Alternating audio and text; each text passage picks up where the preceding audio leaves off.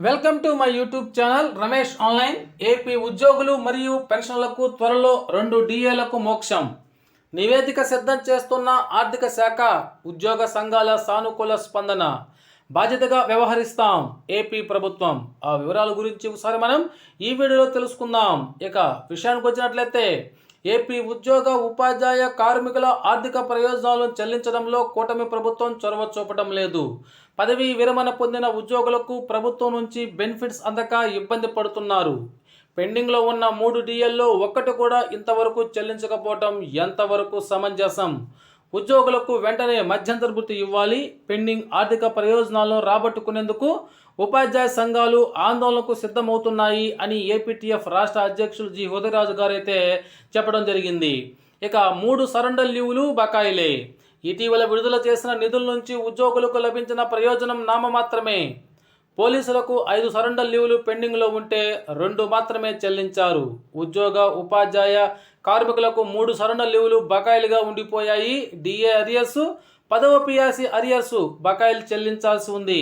ఉద్యోగులకు టీఏ బిల్లులకు మోక్షం ఎప్పుడు లభిస్తుందో తెలియని పరిస్థితి అయితే ఉంది. అదేవిధంగా ఐఆర్ ఎప్పుడు ఇస్తారో? కూటమి ప్రభుత్వం వస్తే ఐఆర్ ఇస్తుందని ఆశించిన ఉద్యోగులకు 10 నెలలైనా ఇంతవరకు ఐఆర్ ప్రకటన లేదు.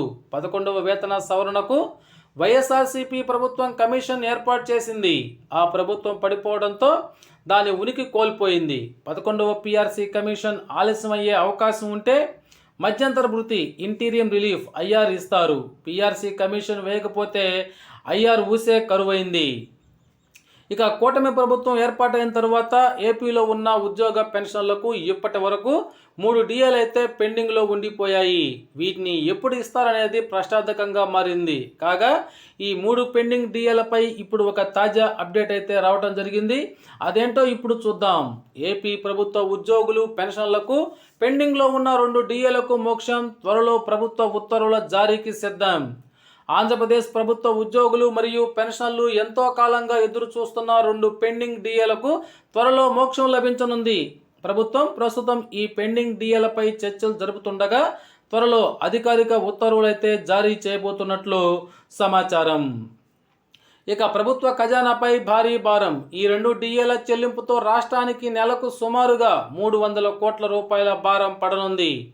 అయితే ఉద్యోగుల సంక్షేమమే తమకు ముఖ్యమని, ఆర్థికంగా ఒత్తిడిలో ఉన్న బాధ్యతగా వ్యవహరిస్తామని ఏపీ ప్రభుత్వ అధికారులు తెలిపారు. డిఏల చెల్లింపు విడతల వారీగా లేదా ఒకేసారి జరిగే అవకాశం ఉంది. ఉద్యోగ సంఘాల నుంచి సానుకూల స్పందన. ఏపీ ప్రభుత్వ ఈ నిర్ణయాన్ని ఉద్యోగ సంఘాలు స్వాగతిస్తున్నాయి. ఇప్పటి వరకు బకాయిల రూపంలో ఉన్న డిఏలు చెల్లిస్తే చాలామందికి ఉపశమనం కలుగుతుంది. ఇది సానుకూల అభివృద్ధి అని ఉద్యోగ సంఘాల ప్రతినిధులు పేర్కొన్నారు. త్వరలో ఉత్తర్వులు. ప్రస్తుతం ఆర్థిక శాఖ ఈ డిఏల అమలుకు సంబంధించిన నివేదిక సిద్ధం చేస్తోంది. కేబినెట్ ఆమోదం అనంతరం సంబంధిత ఉత్తర్వులు వెలువడే అవకాశం ఉంది. ఏపీలో ఉద్యోగులు పెన్షన్ల సంఖ్య దృష్ట్యా ఇది ఒక ముఖ్యమైనటువంటి అడుగు కావడం విశేషం. కాగా ఈ రకమైనటువంటి సమాచారం వల్ల కొంతమంది ఉద్యోగ ఉపాధ్యాయ పెన్షన్లకైతే అసహనం కలగవచ్చు.